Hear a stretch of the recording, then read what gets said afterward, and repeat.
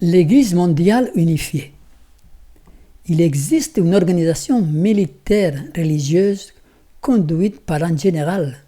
C'est l'armée secrète du pape, les Jésuites. Fondée par Ignace de Loyola au VIe siècle, avec pour but l'écrasement de la réforme protestante, cette armée travaille avec acharnement pour instaurer l'Église mondiale sous la direction du pape.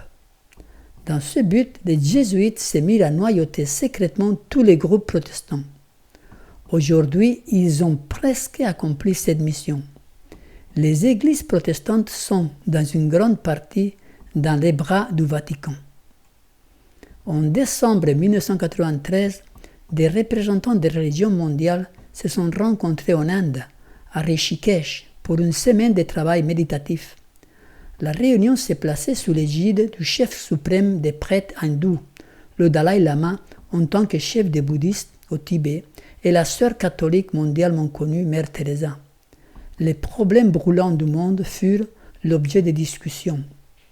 À la fin du congrès, l'appel dit de Rishikesh fut adressé au monde. Les enseignements de chaque religion devront être libérés de toute exclusivité doctrinale. Si cet appel qui s'adresse en premier lieu à l'ONU, puis au monde entier se réalise, alors cela signifie la fin du message chrétien. Le programme de cette contre-église, des églises d'apparence chrétienne dans le club de l'Église mondiale unifiée, formulé dans l'appel de Rishikesh, est contre la Bible lorsqu'il proclame « Faisons dans chaque pays et dans chaque ville des académies internationales et multireligieuses auprès desquelles les hommes seront formés à devenir des maîtres spirituels qui se vouent au service de toute l'humanité. Tentons d'essayer d'améliorer la structure des vibrations qui sont partout présentes sur notre planète pendant que nous envoyons dans le monde des ondes créatrices, des nouvelles énergies spirituelles. Créons dans le monde entier des réseaux de chercheurs spirituels et de pèlerins. Le changement historique d'une image théocentrique du monde ou une image anthropocentrique à l'échelle mondiale est en marche. Il s'agit d'un mouvement qui veut nous séparer de Dieu, qui, avec le nouvel âge, va vers son point culminant. Hisser le nouvel homme, l'homo divinus, l'humanité sous le trône. L'humanité se prend pour être elle-même un être divin. L'homme devient Dieu. Le mensonge satanique se réalise apparemment. Mais Dieu sait qu'au jour où vous en mangerez, vos yeux s'ouvriront et vous serez comme des dieux, connaissant le bien et le mal. Cette contre-église est une tentative satanique de détruire le christianisme dès l'intérieur. L'ONU est le royaume de Dieu sur terre et chaque homme doit être éduqué de telle façon qu'il puisse jouir du droit de cité dans ce royaume. Ce royaume de Dieu sur la terre qui devient réalité à travers l'ONU, cette nouvelle Église de Dieu, engendrée par toutes les religions et groupes spirituels, va mettre fin à l'hérésie de division par son unité.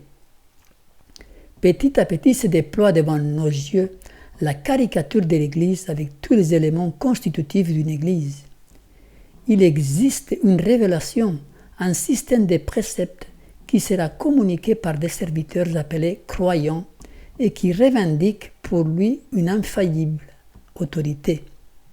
Il existe un péché, on est tenté de dire, un seul péché contre le Saint-Esprit, celui de persister à dire qu'il existe une vérité absolue.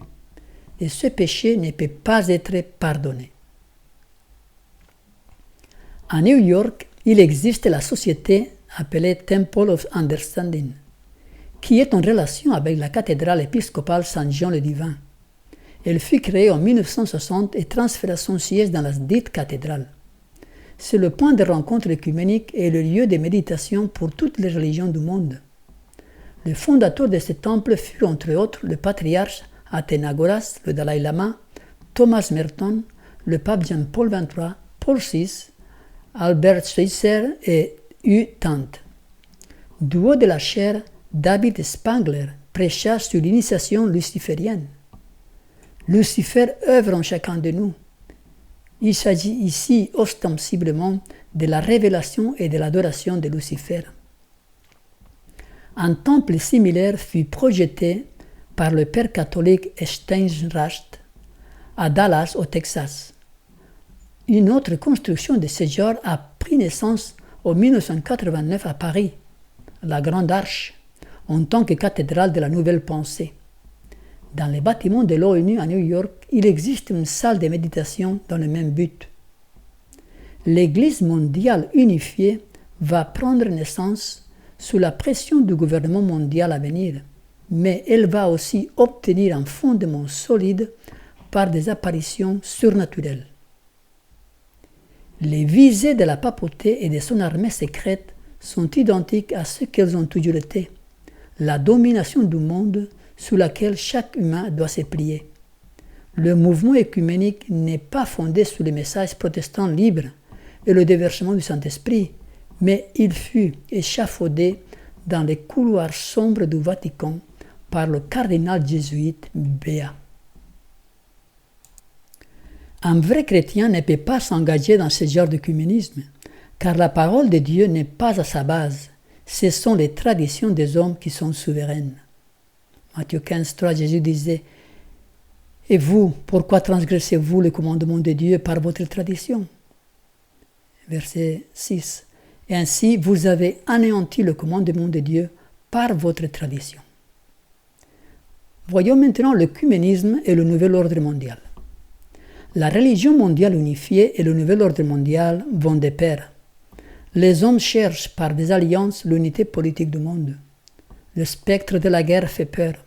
Les problèmes auxquels fait face notre planète, comme par exemple la détérioration de l'écologie, la pollution atmosphérique, le changement climatique, etc., étant des problèmes mondiaux, demandent des solutions globales. Mais cette unité tant désirée et tant souhaitée a du mal à se frayer un chemin au milieu de tant de conflits d'intérêts et des perspectives de gains personnels. Il faut envisager une unité plus que politique, d'où la création de la IUR, Initiative pour l'unification des religions, au sein des Nations Unies, pour aboutir à ce résultat tant souhaité. Cette nouvelle organisation a comme but l'unification de toutes les religions de la planète comme tremplin pour aboutir à la paix et l'entente entre les peuples et nations. Elle fut organisée en l'an 2000 dans le cadre des commémorations du millénaire avec les représentants des dirigeants de toutes les grandes religions du monde au sein des Nations Unies. L'IUR va veiller sur la santé de la Terre et de tous les êtres vivants. Fortement influencé par le Nouvel Âge, ce projet pointe vers la création d'une nouvelle religion mondiale unique, ce qui impliquerait l'interdiction de faire du prosélytisme pour toutes les autres religions. D'un autre côté, les Nations Unies sont en train de rédiger la Charte de la Terre, document qui schématise l'interprétation holistique de la globalisation. Ce document va remplacer la Déclaration universelle des droits de l'homme de 1948 et selon certains, elle va même remplacer le Décalogue. Les problèmes auxquels fait face notre Terre ne peuvent pas être résolus, selon leur dire, par des organisations exclusivement politiques. Les nations doivent se mettre d'accord sur le plan religieux. Quel est donc le nouvel œcuménisme qui nous est proposé? Le genre d'œcuménisme qui nous est proposé ne tient pas compte des croyances ni des convictions religieuses. Il propose en fait la création d'une nouvelle religion, d'un nouveau Dieu, un Dieu qui n'a pas d'exigence particulière, mais qui se contente d'être adoré de diverses manières, selon les traditions de chaque culture. Mais peut-on adorer Dieu de diverses façons? Y a-t-il plusieurs dieux? La réponse est concluante. Il ne peut pas y avoir de compromis. Il y a un seul Dieu. Toutes les autres manifestations religieuses sont de fausses religions. Jéhovah est le seul Dieu créateur, et il est très explicite quant à la façon dont il veut être adoré. Il nous a donné sa parole, la Bible, pour que nous soyons au clair sur le type de relation qu'il veut établir avec chacun de nous. Donc ce nouveau type d'œcuménisme est encore plus aberrant que le premier dont nous avons parlé plus haut. Ne vous mettez pas sous un même joug avec les infidèles, Car qu'y a-t-il de commun entre la justice et l'iniquité? Et quelle union y a-t-il entre la lumière et les ténèbres? Cette nouvelle religion mondiale ne reconnaît plus le Christ en tant que Dieu et Seigneur, ni comme centre de sa foi et de sa doctrine. Tous ceux qui se disent chrétiens devront se séparer de cette prétendue Église mondiale qui n'a qu'une apparence chrétienne. Sans Jésus, il n'y a pas d'unité possible. L'œcuménisme et le nouvel âge. La nouvelle ère est l'apparition de l'instructeur du monde. Le nouvel âge est un mouvement philosophique mondial assez récent qui est à la base de toutes les organisations qui dirigent notre monde. Voici l'extrait d'une conférence qui eut lieu au Japon par un des prophètes du nouvel âge, Benjamin Creme. À chaque nouvelle ère, l'humanité est réceptrice de nouveaux enseignements qui nous permettent de répondre adéquatement aux énergies de l'époque. Les lois cycliques font surgir un maître qui vient dans le monde au début ou à la fin de chaque ère. Historiquement parlant, nous les connaissons, entre autres Hercule, Hermès, Rama, Mitra, Vasa, Confucius, Zarathustra, Krishna, Bouddha, Jésus-Christ et Mahomet. La nouvelle ère qui est en train de pointer, celle du berceau, ne sera pas une exception à ces lois cycliques. Elle aussi, elle aura son maître. Il est déjà dans le monde. Il se prépare pour se montrer lui-même au monde publiquement. Ces maîtres viennent du même centre spirituel de la planète, la hiérarchie ésotérique ou spirituelle du monde. Notre évolution depuis l'homme primitif jusqu'à nous a été possible grâce au guide et la stimulation de ces grands maîtres de sagesse. Une grande partie du travail fut réalisée par ses disciples, des hommes et des femmes du monde, comme par exemple Einstein, Madame Curie, Abraham Lincoln, Mozart, Michel-Ange. Le Seigneur Maitreya, qui personnifie le principe christique, est le maître de tous les maîtres, le guide et le leader de tous ces hommes éclairés. Toutes les religions attendent la venue d'un maître. Les chrétiens, le retour de Jésus. Les musulmans, celle de l'imam Mahdi ou Messie. Les bouddhistes aussi attendent le Maitreya Bouddha. Ce sont tous des noms différents pour un seul et même individu, l'instructeur du monde. Pendant 2500 ans, le Seigneur Maitreya a été responsable en tant qu'instructeur du monde dans la hiérarchie spirituelle. Il y a 2600 ans, Gautama Bouddha fit une prophétie en disant qu'à la fin de l'époque du Kali Yuga, un autre grand maître viendrait comme lui-même appelé Maitreya Bouddha. Il dit que Maitreya conduirait l'humanité vers la création d'une nouvelle civilisation basée sur la droiture et la vérité. Il y a 2000 ans, Maitreya se manifesta à travers son disciple Jésus en Palestine et il commença l'ère chrétienne. Maintenant, il reviendra en tant qu'instructeur du monde pour tous les groupes religieux ou pas, sans distinction. Maitreya est, comme Gautama et Paul déclarent, le maître des anges et des hommes également. La supercherie est fabuleuse. Satan trompe la terre entière. Jean 8, 44. Le père dont vous êtes issus, c'est le diable, et vous voulez accomplir les désirs de votre père. Il a été meurtrier dès le commencement, et il n'a point persisté dans la vérité, parce qu'il n'y a pas de vérité en lui. Lorsqu'il dit le mensonge, il parle de son propre fond, car il est menteur et le père du mensonge. Voici une prophétie sûre que Dieu nous a révélée et qui s'accomplira à la lettre. L'acte couronnant le grand drame de la séduction sera la personnification de Christ par Satan lui-même. L'Église a professé longtemps attendre l'avènement du Sauveur comme la consommation de ses espérances. Le grand séducteur fera alors paraître que Christ est venu. Dans différentes parties du monde, Satan se manifestera parmi les hommes comme un être éblouissant, majestueux, ressemblant à la description du Fils de Dieu donnée par Jean dans le livre de l'Apocalypse. La gloire qui l'environne dépasse tout ce qu'on n'a jamais vu les yeux mortels. Ce cri de triomphe retentit. Le Christ est venu, le Christ est venu. Le peuple se prosterne devant lui avec les marques de l'adoration, tandis qu'il lève les mains et prononce une bénédiction sur eux. Sa voix est douce, contenue et cependant fort mélodieuse. D'un ton aimable et compatissant, il énonce quelques-unes de ces vérités célestes, pleines de grâce que le Sauveur prononçait. Il guérit les malades, et ensuite, en tant que Christ, il prétend avoir remplacé le sabbat par le dimanche et commande à tous de sanctifier les jours qu'il a bénis. Il déclare que ceux qui persistent à sanctifier le septième jour blasphèment son nom en refusant d'écouter les anges qu'il leur a envoyés avec la lumière de la vérité. C'est la tromperie la plus forte, le chef-d'œuvre de la séduction. Le but de ce mouvement est la connexion de la politique et de la religion dans une religion mondiale unique et un gouvernement mondial.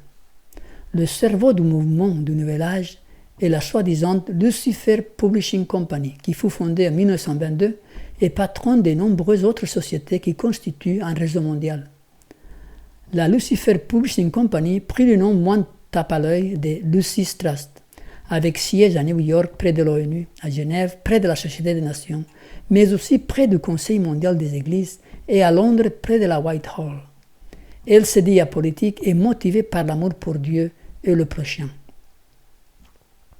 Le spiritisme fait apparaître Satan comme le bienfaiteur de la race humaine, guérissant les maladies du peuple et professant de présenter un système religieux nouveau et plus élevé, mais il s'agit en même temps comme un destructeur.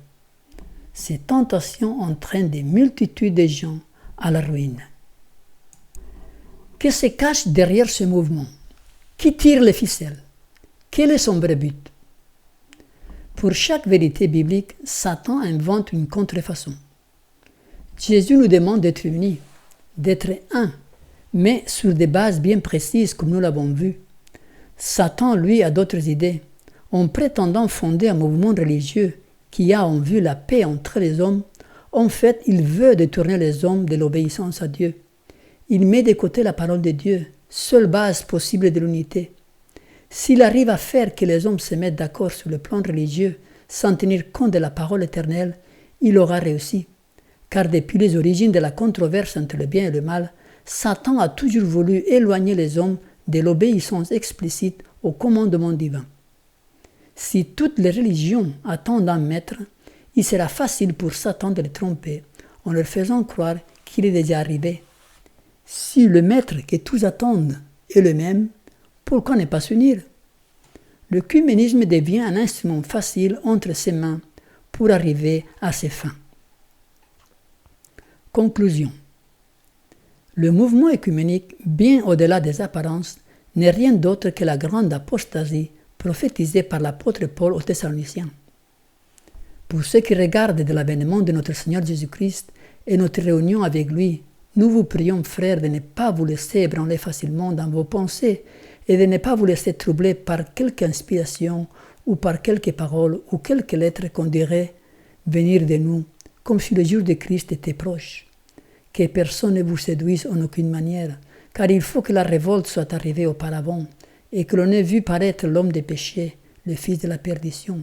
L'adversaire est celui qui s'élève au-dessus de tout ce qu'on appelle Dieu, ou qu'on adore jusqu'à s'asseoir comme Dieu dans le temple de Dieu, se proclamant lui-même Dieu. Ne vous souvient-il pas que je vous disais ces choses lorsqu'il était encore avec vous? Et maintenant vous savez ce qui le retient, afin qu'il ne soit manifesté que dans son temps. Car le mystère de l'iniquité opère déjà, attendant seulement que celui qui le retient maintenant soit enlevé. Et alors paraîtra l'impie, que le Seigneur détruira par le souffle de sa bouche, et qu'il anéantira par l'éclat de son avènement. L'apparition de cet impie aura lieu avec la force de Satan, avec toute puissance, avec des prodiges et des faux miracles, et avec toutes les séductions de l'iniquité parmi ceux qui se perdent parce qu'ils n'ont point reçu l'amour de la vérité pour être sauvés. C'est pourquoi Dieu leur enverra un esprit efficace d'égarement pour qu'ils croient au mensonge, afin que tous ceux qui n'ont pas cru à la vérité, mais qui ont pris plaisir dans l'injustice, soient condamnés. Cette religion mondiale sera dictatoriale et persécutera les minorités. L'Église du reste, ceux qui, d'après Apocalypse 12, 17, gardent les commandements de Dieu et ont le témoignage de Jésus-Christ. Satan utilisera ces mouvements œcuméniques pour obliger les hommes à désobéir à Dieu. C'est par ces moyens qu'il instaurera une marque et finalement il déclarera que tous, petits et grands, riches et pauvres, libres et esclaves, prenaient une marque à la main droite ou au front et que personne ne pouvait acheter ni vendre s'il n'avait la marque ou le nom de la bête ou le nombre de son nom. Par ces boycotts économiques, Satan espère forcer les hommes à désobéir à Dieu. Le monde va au-devant d'une terrible crise. Les puissances du monde, se coalisant contre les commandements de Dieu, décréteront que tous les hommes, petits et grands, riches et pauvres, libres, esclaves, auront à se conformer aux coutumes de l'Église par l'observance du faux sabbat. Tous ceux qui refuseront de se soumettre seront punis par l'autorité civile et finalement on décrétera qu'ils devront être mis à mort. D'un côté, la loi de Dieu imposant le jour de repos du Créateur demande obéissance et menace de la colère de Dieu ceux qui transgressent ses préceptes. Le dilemme était ainsi clairement posé. Quiconque foulera aux pieds la loi de Dieu pour obéir à un ordre humain recevra la marque de la bête. Il acceptera le signe de soumission à la puissance à laquelle il préfère obéir au lieu d'obéir à Dieu. Le sabbat sera la grande pierre de touche de la fidélité, car c'est le point de la vérité tout spécialement controversé. Lorsque les hommes subiront le test final, une ligne de démarcation s'établira entre ceux qui servent Dieu et ceux qui ne le servent pas, tandis que l'observance du faux sabbat par soumission à la loi de l'État, en opposition au 4e commandement, sera un aveu d'obéissance à un pouvoir opposé à Dieu. L'observation du vrai sabbat, en obéissance à la loi de Dieu, sera une preuve de fidélité au Créateur. Par ailleurs, Dieu aura un peuple uni autour de sa parole et de ses commandements, un peuple qu'il aime et qui désire lui obéir, un peuple qui recevra la pluie de l'arrière-saison, la puissance du Saint-Esprit et qui proclamera avec de grandes manifestations son dernier message de miséricorde au monde. L'enjeu est grand. La destinée éternelle de chacun est dans la balance. De quel côté de la controverse vous situerez-vous? Ne vous laissez pas séduire par le sophisme satanique, car il est menteur et le père du mensonge.